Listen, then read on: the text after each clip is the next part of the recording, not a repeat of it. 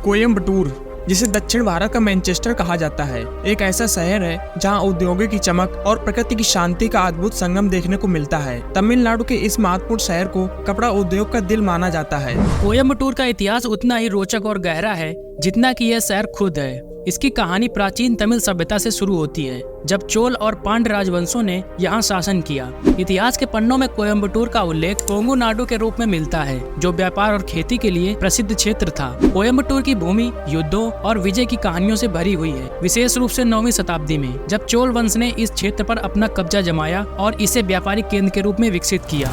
इसके बाद विजयवाड़ा साम्राज्य का भी इस क्षेत्र पर प्रभाव पड़ा, लेकिन कोयम्बटूर की कहानी में सबसे बड़ा मोड़ तब आया जब 18वीं शताब्दी में मैसूर के शासक हैदर अली और उनके पुत्र टीपू सुल्तान ने इसे जीत लिया। टीपू सुल्तान ने इस क्षेत्र को एक महत्वपूर्ण सैन्य अड्डा बनाया।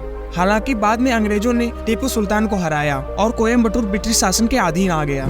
आज कोयम्बटूर का इतिहास उसकी आधुनिकता में भी झलकता है। यहाँ के पुराने किले, मंदिर और संग्रहालय उस दौर की गाथाओं को बयान करते हैं। इस शहर ने इतिहास के हर युग को देखा है, राजाओं की ताकत, युद्ध की धूल और अंत में औद्योगिक क्रांति की चमक। इस शहर का कुल क्षेत्रफल लगभग 247 वर्ग किलोमीटर है, जहाँ पर वर्तमान में लगभग 30,84,000 लोग निवास करते हैं। धार्मिक आधार पर देखा जाए तो हिंदू 83%, मुस्लिम 9%, ईसाई 5% और शेष 3% में अन्य धर्म के लोग आते हैं। इसके अतिरिक्त यहाँ का सेक्स रेशियो 997 महिलाएं प्रति 1000 पुरुष पर है। शिक्षा की दृष्टि से देखा जाए तो कोयम्बटूर में साक्षरता दर लगभग 91% के आसपास है। खाने की बात करें तो कोयम्बटूर का खाना अपने आप में एक लाजवाब सफर है, जहाँ हर स्वाद आपको तमिलनाडु की परंपरा और आधुनिकता का एहसास कराता है।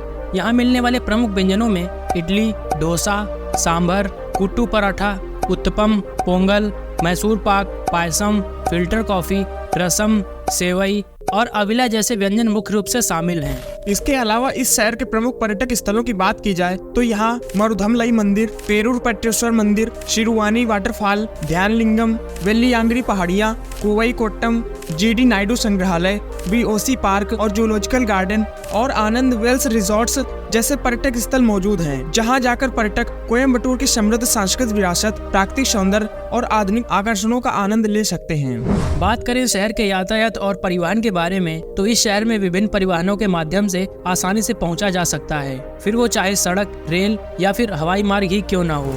नंबर 1, सड़क मार्ग। कोयम्बटूर NH44 और NH 181 द्वारा प्रमुख भारतीय शहरों से जुड़ा हुआ है। NH 44 दिल्ली से कांचीपदम तक जाता है और NH 181 कोयम्बटूर को ऊटी और नीलगिरी की पहाड़ियों से जोड़ता है। साथ ही स्थानीय परिवहन की बात करें तो शहर में एक व्यापक बस नेटवर्क भी उपलब्ध है, जिसमें सरकारी और निजी बस सेवाएं शामिल हैं। इसके अलावा टैक्सी और ऑटो रिक्शा भी स्थानीय परिवहन के लिए उपलब्ध हैं, जो शहर और आसपास के क्षेत्रों को जोड़ते हैं। नंबर 2, रेल मार्ग। कोयम्बटूर जंक्शन शहर का मुख्य रेलवे स्टेशन है। यह भारतीय रेलवे के प्रमुख मार्गों से सीधे जुड़ा हुआ है। यहाँ से आप बेंगलुरु, चेन्नई, मुंबई, दिल्ली और अन्य प्रमुख शहरों के लिए नियमित ट्रेन सेवाओं का लाभ उठा सकते हैं। अगर कोयम्बटूर सिटी रेलवे स्टेशन की बात की जाए तो यह भी एक महत्वपूर्ण रेलवे स्टेशन है, जो स्थानीय और क्षेत्रीय ट्रेनों की सुविधा प्रदान करता है। यह स्टेशन शहर के अन्य हिस्सों से बेहतर कनेक्टिविटी सुनिश्चित करता है। नंबर 3, हवाई मार्ग। अगर हवाई मार्ग की बात करें तो कोयम्बटूर अंतर्राष्ट्रीय एयरपोर्ट शहर का प्रमुख हवाई अड्डा है। ये घरेलू और अंतर्राष्ट्रीय उड़ानों के लिए बेहतर सुविधाएं प्रदान करता है। यह एयरपोर्ट बेंगलोर, चेन्नई, मुंबई, दिल्ली और अन्य प्रमुख भारतीय शहरों के लिए उड़ानें उपलब्ध कराता है। इसके साथ ही दुबई और सिंगापुर जैसे अंतर्राष्ट्रीय स्थलों से भी सीधे जुड़ा हुआ है। तो ये था कोयम्बटूर शहर का एक खूबसूरत सा सफर।